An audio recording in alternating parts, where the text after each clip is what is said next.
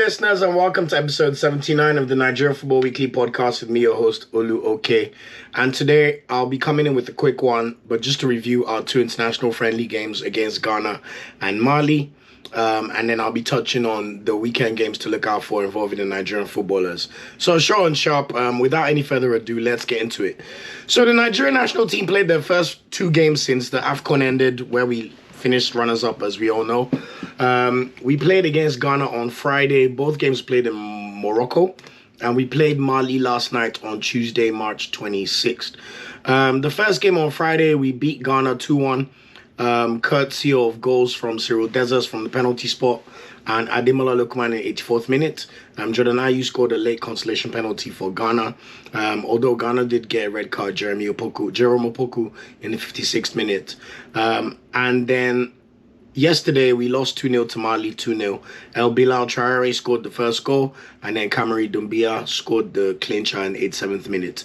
So I'll be quickly just going through the games and just touching on a few things I observed on things to note for the game. So for the first game against Ghana, in defense of Finidi George, so the interim coach, Finidi George, took charge of these games. We did play well against Ghana. We beat Ghana very well. It must be said that Ghana are really going through was probably the toughest time in their history, or one of, because they're not looking really good. They remind me of Ghana when I was growing up in the year 2000, 2001, 2002, where they were really not good. They just had some Okafor. So Ghana, while you have to beat what's in front of you, we know they're not quite at the best of their elements at the moment. That being said, we did win. We played a 3-4-3 formation. I'll get into that. Nwabali started the game. Benjamin Tanimu made his debut for Nigeria. Awaziem and Ajayi played in the middle of the defense. Bright Osai Samuel and Bruno Yemachi played as the wingbacks. Onyeka and Ndidi played in the middle of the pitch, with Iwobi moving slightly forward to play as a left winger, with Dessers playing up top and Iheanacho playing as a right winger. Now, this game, stats-wise, in all honesty, was okay.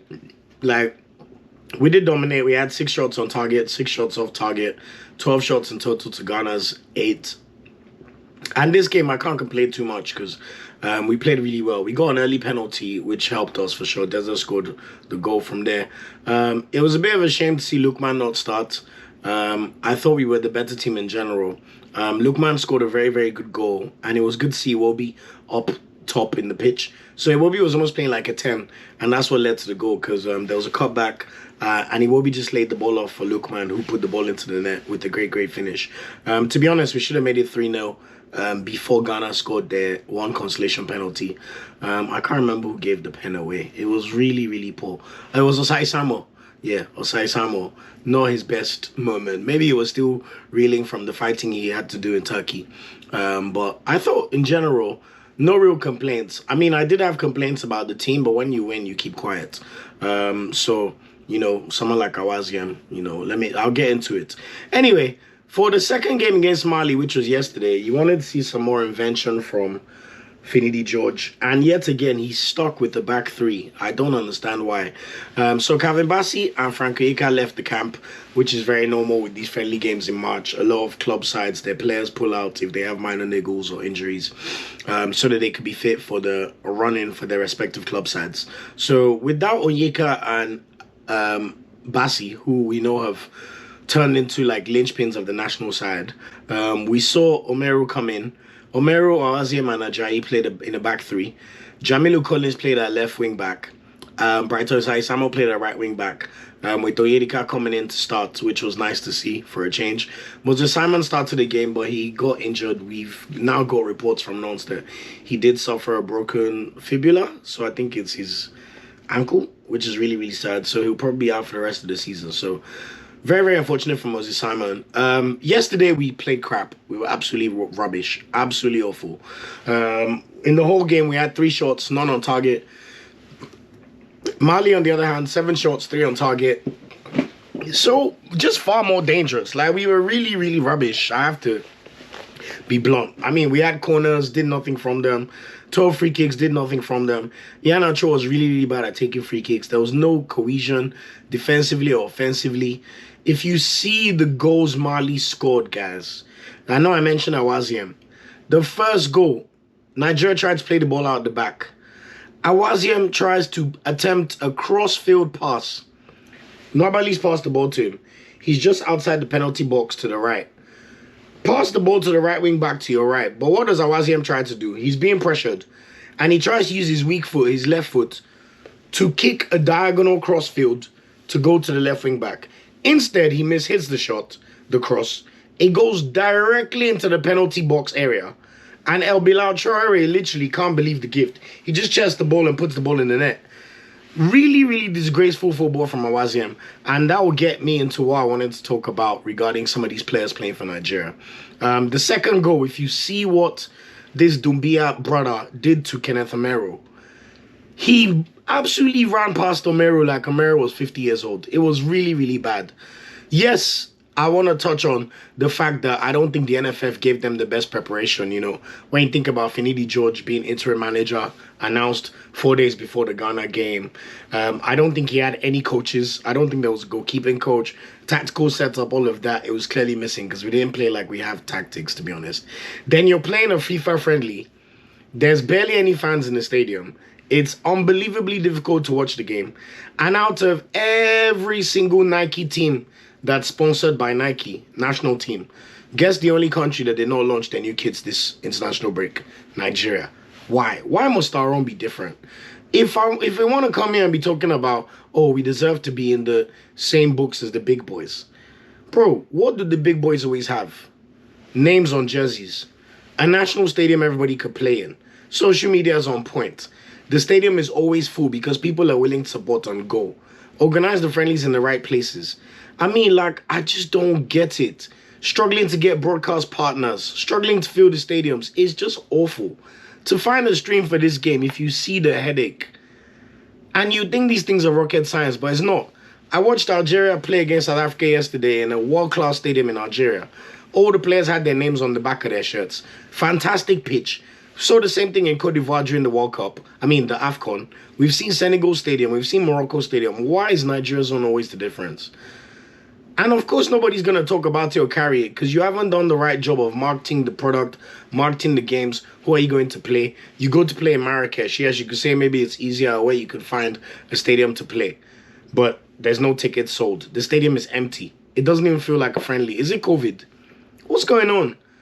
If the NFF are not competent, they need to tell us. We don't even have press conferences where we can understand these decisions they make.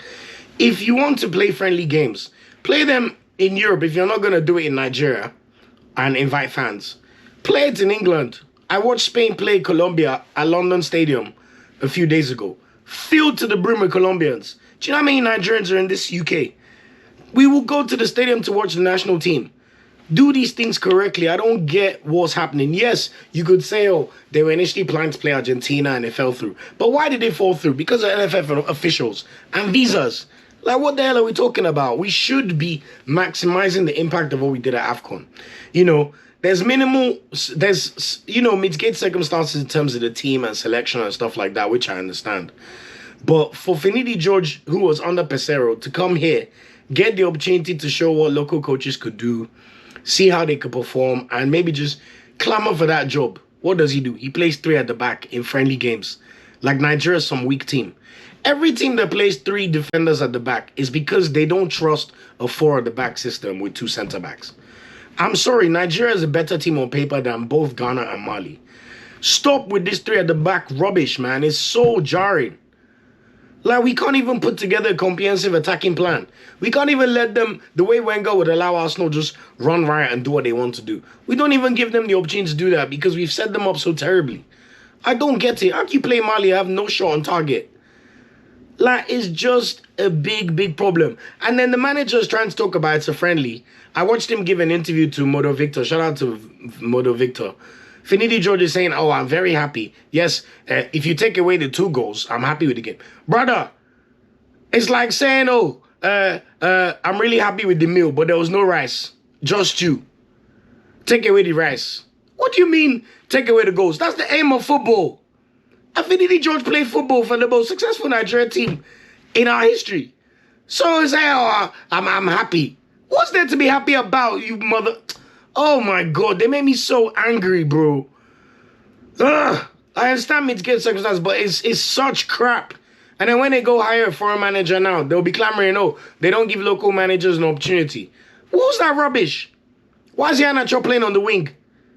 You have Nathan Teller in the squad. Teller did not play a minute. Dele Bashiru, no minutes. Omar Sadiq, no minutes. Alassane Yusuf, no minutes. But guess what? We're seeing he will be having to play a roaming role where he's not even... Just play a 4-3-3 for Christ's sake. Let Iwobi play as the 10. Play Ndidi and Onyedika behind him. Let's see what the base could be like. If Iheanacho wants to be a striker, force him to stay as a striker. Iheanacho's running all over the pitch, taking corners. The striker's taking corners. Because there's no discipline. They clearly did no tactical work on corners. It's disgraceful, man. It's so annoying. What do you mean Nathan Teller flew here and did not play 1 minute? Someone that's about to win Bundesliga. He couldn't get any minutes. Fisar Dele Bashiru, you brought him for sure. But I'm seeing Desas playing meaningful minutes. Even though he's clearly like number 6 or 7 in the Nigeria pecking order. And if not because Osimhen, Boniface, Awoniyi are all injured. It's not good enough. It's not good enough. And somehow you didn't call Chukwueze up. You didn't tell us why. Why is Chukwueze not here? What are we doing?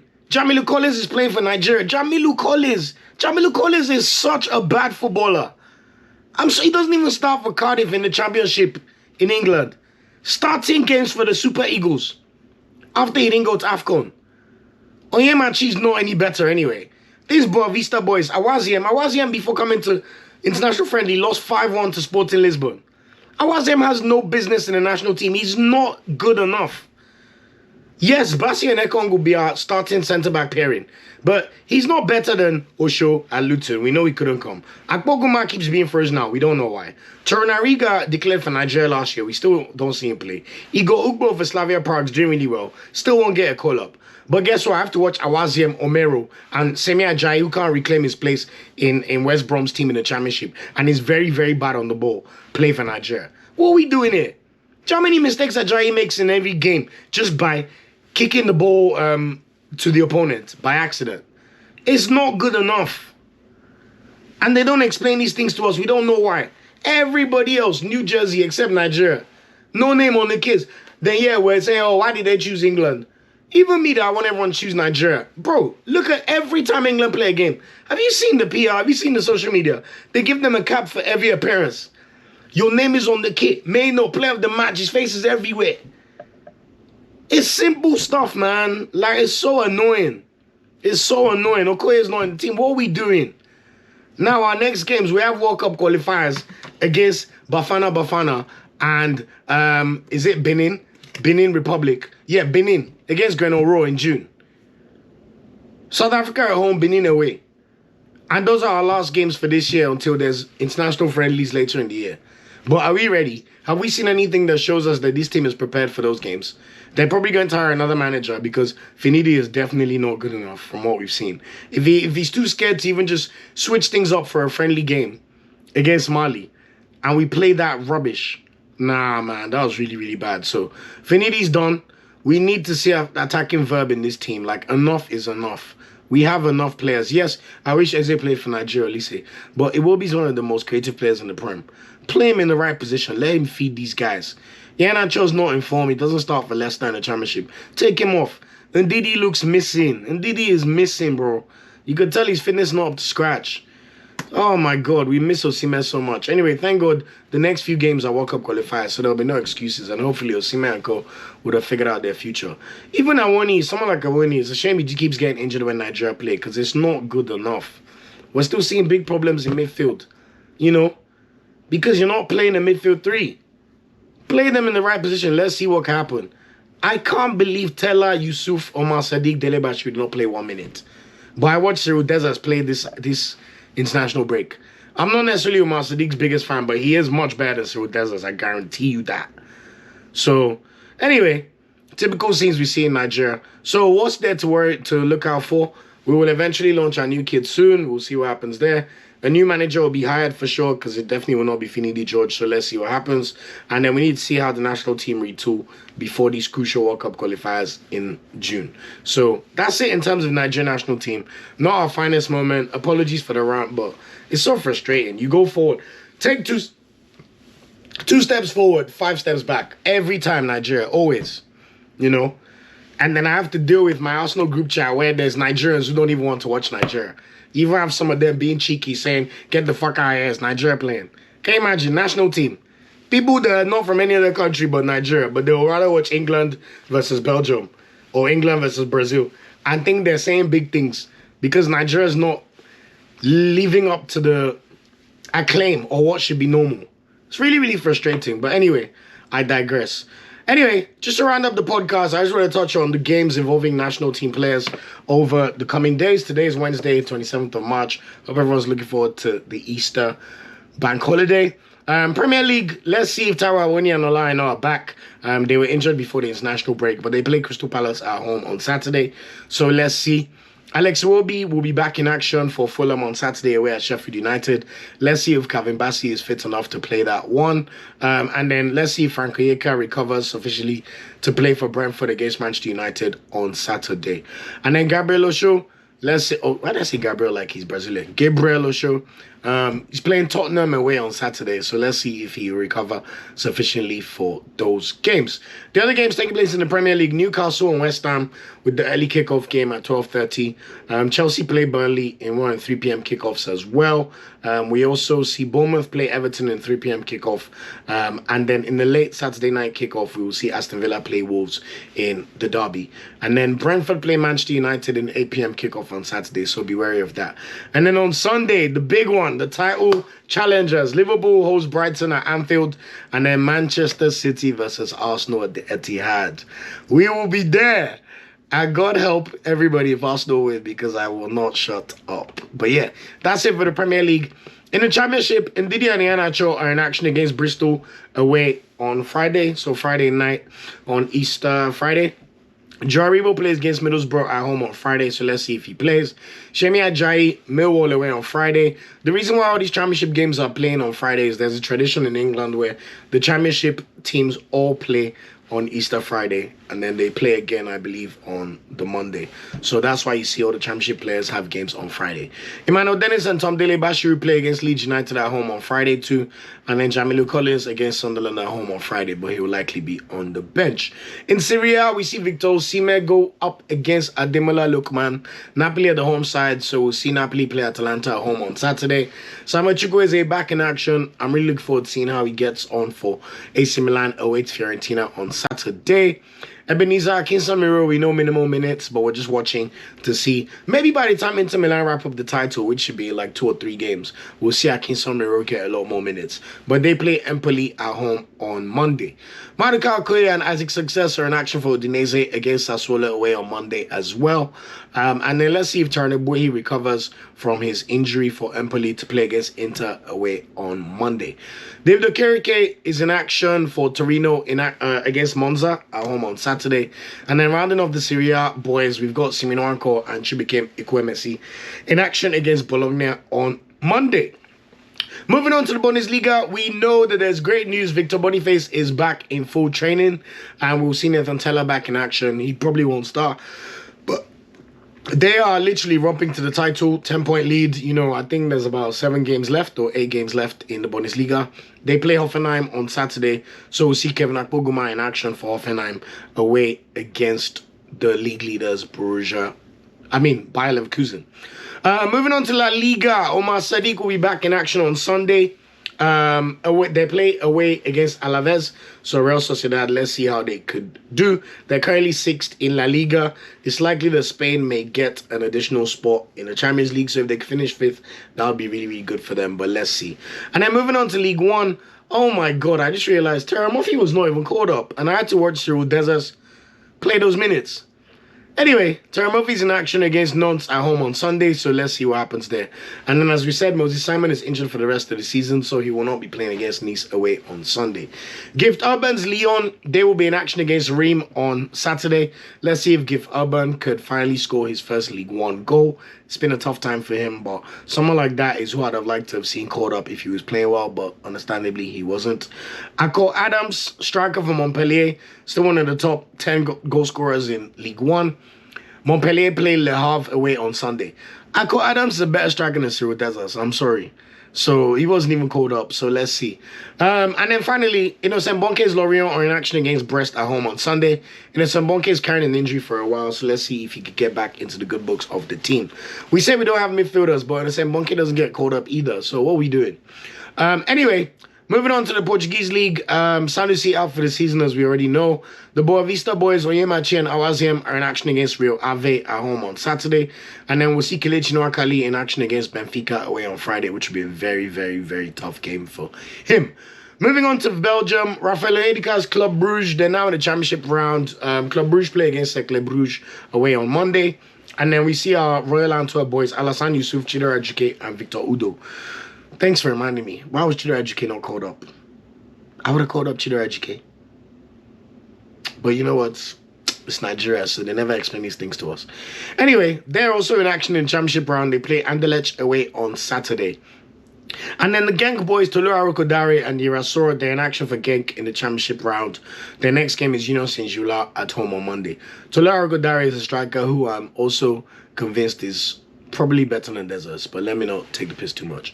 And then Jordan Taradariga, not caught up for Nigeria, but they play against Standard Liège at home on Friday. And then just to round up the podcast with the final few playing, in the Turkish League, Osay Samuel's Fenerbahce are going down to the wire in the Turkish League. Fenerbahce play Adana Demirspor at home on Wednesday, so let's see how they get on. Fisara Delebashiru's Hatayspor in action against Galatasaray away on Tuesday, so that should be an interesting one. And then Kenneth Omero's Kasim Pasha in action against Kayserispor away on Wednesday. They're currently fifth in the Turkish League, but I don't think Omero should be starting or playing games for Nigeria. Honestly, genuinely. Anyway, moving on to Scottish League, Cyril Dessers is in action against Hibernian on Saturday at home.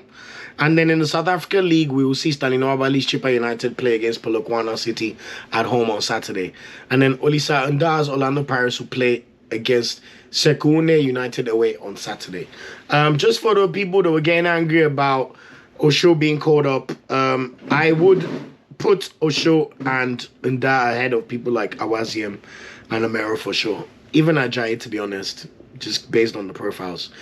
So stop that rubbish of pitting home-based foreign-born players versus Nigerian-born players is rubbish. Stop it. It's crap. Anyway, Czech Republic, Slavia Prague, Igor Ugo and Mohamed Tijani are in action against Liberec at home on Saturday. And that's it in terms of Nigerian players playing in Europe that I feel are worthwhile to mention. Starboy of the week, I mean, it has to be Lookman. His impact against Ghana, scored yet again. He's becoming like Nigeria's talisman alongside Osimhen. Pretty much undroppable at this point and should be starting every single game that's important. So I expect him to be starting the games in June. I hope he finishes the season strong for Atalanta as they continue to chase Champions League place. And we'll see much more from Ademola between now and the end of the season. So yeah, that's it for this week's episode of the podcast. Just to round up the ones to watch for this, Frank Onyeka is in action against Man United. Make sure you watch that one. Gabriel Osho's Luton in action against Tottenham. Make sure you watch that one. That should be interesting. Osimhen versus Lookman. That's the standout tie for me over this weekend.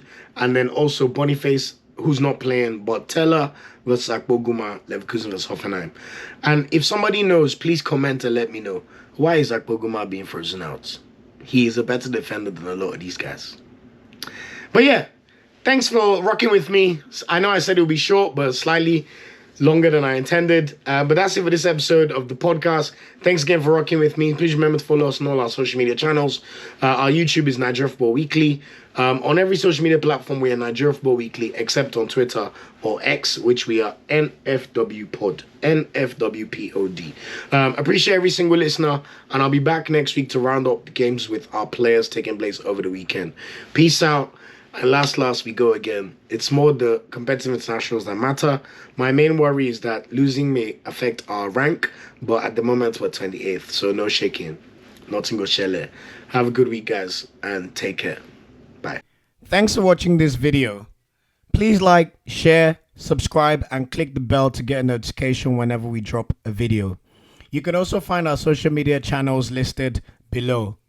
And of course, up Super Eagles and Nigerian, they ever carry last.